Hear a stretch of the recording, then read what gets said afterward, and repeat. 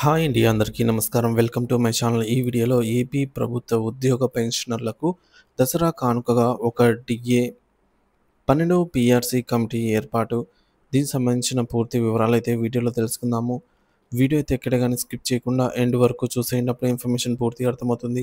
అలాగే వీడియో చూస్తున్న ప్రతి ఒక్కరు వీడియోకి లైక్ చేయండి ఫ్రెండ్స్. ఈ వీడియోని తోటి ఉద్యోగ పెన్షనర్ మిత్రులతో అయితే షేర్ చేయండి. కొత్తగా మన ఛానల్‌ని చూస్తున్నవారు ఇంకా ఎవరైనా సబ్స్క్రైబ్ చేసుకున్నట్లయితే వెంటనే మన ఛానల్‌ని సబ్స్క్రైబ్ చేసుకోండి. దీని ద్వారా నేను చేసే లేటెస్ట్ వీడియోస్ అన్నీ మీ వరకు రీచ్ అవుతాయి. ఇక ఆలస్యం చేయకుండా వివరాల్లోకైతే వెళ్ళిపోదాము. ఫ్రెండ్స్, ఇక విషయానికి వచ్చినట్లయితే రాష్ట్ర ప్రభుత్వానికి విజ్ఞప్తి. ఉద్యోగుల సమస్యల పరిష్కారంలో జాప్యంపై తీవ్ర ఆందోళన. గత 15 నెలలుగా రాష్ట్ర ప్రభుత్వానికి నిర్మాణాత్మక సహకారం అందిస్తున్న ప్రభుత్వ ఉద్యోగులు తమ సమస్యల పట్ల ప్రభుత్వం చూపుతున్న నిర్లక్ష్యంపై తీవ్ర అసంతృప్తి వ్యక్తం చేస్తున్నారు. సంక్షేమ పథకాలు, రాష్ట్ర అభివృద్ధిలో తాము భాగస్వాములం అయినప్పటికీ కూటమి ప్రభుత్వం అధికారంలోకి వచ్చిన తర్వాత చెప్తున్నాయి. కూటమి ప్రభుత్వం అధికారంలోకి వచ్చిన తర్వాత కూడా తమ ఆశలు నెరవేరలేదని ఉద్యోగ సంఘాలు ఆవేదన చెందుతూ ఉన్నాయి. గత ప్రభుత్వం సృష్టించిన అనేక ఆర్థికేతర సమస్యలను కూటమి ప్రభుత్వం పరిష్కరిస్తుందని ఆశించిన ఉద్యోగులకు నిరాశ ఎదురైందని ఆంధ్రప్రదేశ్ యూటీఎఫ్ రాష్ట్ర ప్రధాన కార్యదర్శి సమావేశంలో పేర్కొన్నారు. మరి ప్రధాన సమస్యలు మరియు డిమాండ్లు చూసుకున్నట్లయితే మొదటిది డిఏ బకాయిలు మరియు మంజూరులో జాప్యము. ప్రస్తుతం 4 డిఏలు పెండింగ్లో ఉన్నాయి. దసరా పండుగకు కనీసం ఒక డిఏ అయినా మంజూరు చేయాలని ఉద్యోగ సంఘాలు పదే పదే విజ్ఞప్తి చేస్తున్నప్పటికీ ప్రభుత్వం ఆ విషయంలో దృష్టి సాధించలేదని ఉద్యోగులు భావిస్తున్నారు. ఇది ఉద్యోగుల్లో తీవ్ర అసంతృప్తికి కారణమవుతోంది. జనవరి నాటికి 5వ డిఏ కూడా పెండింగ్లో చేరే అవకాశం ఉందని వారు ఆందోళన వ్యక్తం చేస్తున్నారు. ఇక రెండవది పీఆర్సీ కమిటీ నియామకంలో నిర్లక్ష్యం. 2023లో గత ప్రభుత్వం పీఆర్సీ కమిటీ నియమించింది. అయితే పీఆర్సీ కమిషన్ రాజీనామా చేయడంతో మరొక కమిషన్ నియమించాల్సిన బాధ్యత ప్రభుత్వంపై ఉన్నప్పటికీ 25 నెలలుగా నియామకం జరగలేదు. జూలై 1, 2023 నాటికి పీఆర్సీ అమలు కావాల్సి ఉండగా 23 నెలలు గడిచినా కమిషన్ కూడా నియమించకపోవడం ఉద్యోగుల్లో తీవ్ర ఆగ్రహాన్ని కలిగిస్తోంది. పీఆర్సీ కమిటీ చైర్మన్ నియామకం కోసం పోరాడాల్సిన దుస్థితి గత 70 ఏళ్లలో ఎప్పుడూ రాలేదని ఉద్యోగ సంఘాలు గుర్తు చేశాయి. ఇక ఆర్థికేతర సమస్యలు, హెల్త్ కార్డులు. ఉద్యోగులు ప్రతి సంవత్సరం హెల్త్ కార్డుల కోసం 180 కోట్లు చెల్లిస్తున్నారు. ప్రభుత్వం కూడా అంతే మొత్తాన్ని చెల్లిస్తుంది. అయితే ఆసుపత్రులకు సకాలంలో చెల్లింపులు జరగకపోవడం, స్క్రూటినీ ప్రక్రియలో జాప్యం. అంటే ఒక బిల్లు ప్రక్రియ కావడానికి 8-9 నెలలు పట్టడం, స్క్రూటినీ డైరెక్టర్ కూడా నియమించకపోవడం వల్ల ఉద్యోగులు తీవ్ర ఇబ్బందులు పడుతున్నారు. దాదాపుగా 10-12 సంవత్సరాల క్రితం నిర్ణయించిన 6 లక్షల పరిమితి ఇప్పటికీ కొనసాగుతోంది.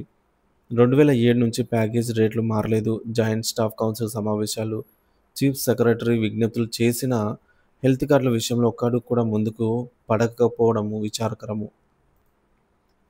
ప్రభుత్వంపై ఆర్థిక భారం పడకుండా హెల్త్ కార్డులను బీమా పరిధిలోకి తీసుకురావాలని ఉద్యోగ సంఘాలు డిమాండ్ చేస్తున్నాయి.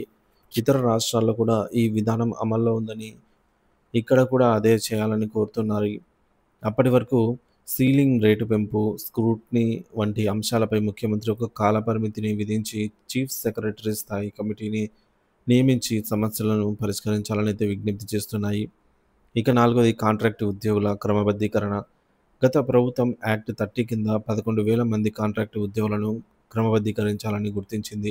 వారిలో 3,000 మంది క్రమబద్ధీకరించగా మిగిలిన 7,000 మందిని క్రమబద్ధీకరణ ప్రక్రియ ఎన్నికల కారణంగా నిలిచిపోయింది.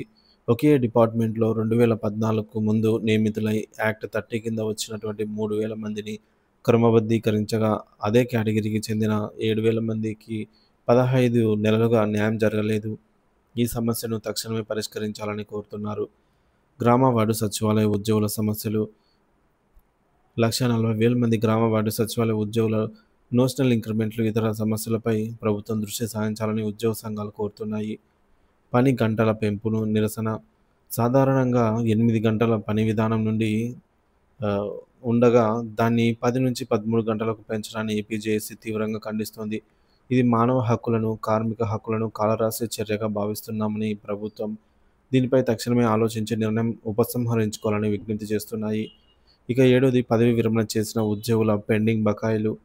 2022-23లో పదవి విరమణ చేసిన ఉద్యోగులకు ఇప్పటికీ రావాల్సిన డబ్బులు అందటం లేదు. జీపీఎఫ్, ఏపీజీఎల్ఐ సరెండర్ లీవ్ల చెల్లింపుల విషయంలో కొంత పురోగతి ఉన్నప్పటికీ ఇంకా పెద్ద ఎత్తున బకాయిలు పేరుకుపోయి ఉన్నాయి. పదవీ విరమణ చేసిన ఉద్యోగుల సమస్యలను తక్షణమే పరిష్కరించాలని కోరుతూ ఉన్నారు.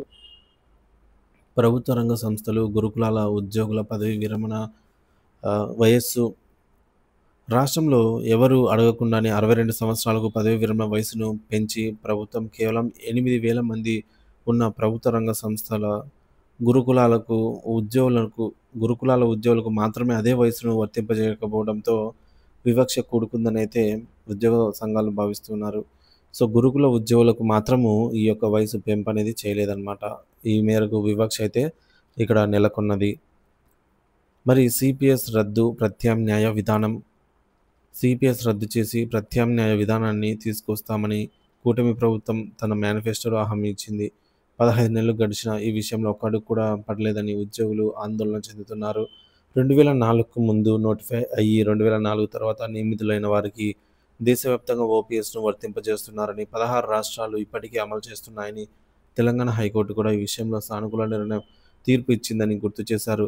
రాష్ట్రంలో 11,000 మందికి పైగా ఉన్న ఈ వర్గం ఉద్యోగులకు న్యాయం చేయాలని కోరుతున్నాయి. ఐఏఎస్ అధికారులకు కూడా 2004 ముందు నోటిఫై అయిన వారికి ఓపీఎస్ వర్తింపజేస్తున్నారని తెలిపారు. రాష్ట్ర ముఖ్యమంత్రికి ఉద్యోగ సంఘాల సమస్యలపై పూర్తి అవగాహన ఉందని, ఆయన అనుభవం గల నాయకుడు కాబట్టి ఉద్యోగులకు న్యాయం చేస్తారని తాము భావించామని, అయితే 15 నెలలుగా ఒక్క అడుగు కూడా పడకపోవడంతో తీవ్ర నిరాశ కలిగిస్తోందని ఉద్యోగులు పేర్కొన్నారు. దసరా పండుగ నాటికైనా డీఏ మంజూరు చేయాలని, పీఆర్సీ కమిటీ నియమించాలని కోరుతున్నారు.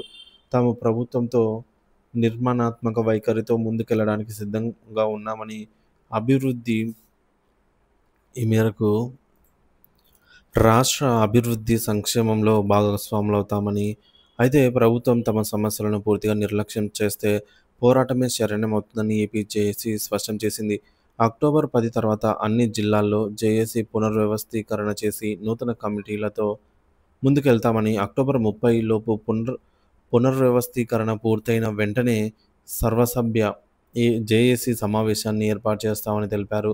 రాష్ట్ర ప్రభుత్వం బాధ్యతాయుతంగా స్పందించి ఉద్యోగుల సమస్యలను పరిష్కరించాలని అయితే ఈ మేరకు సంఘాలు విజ్ఞప్తి చేశాయన్నమాట.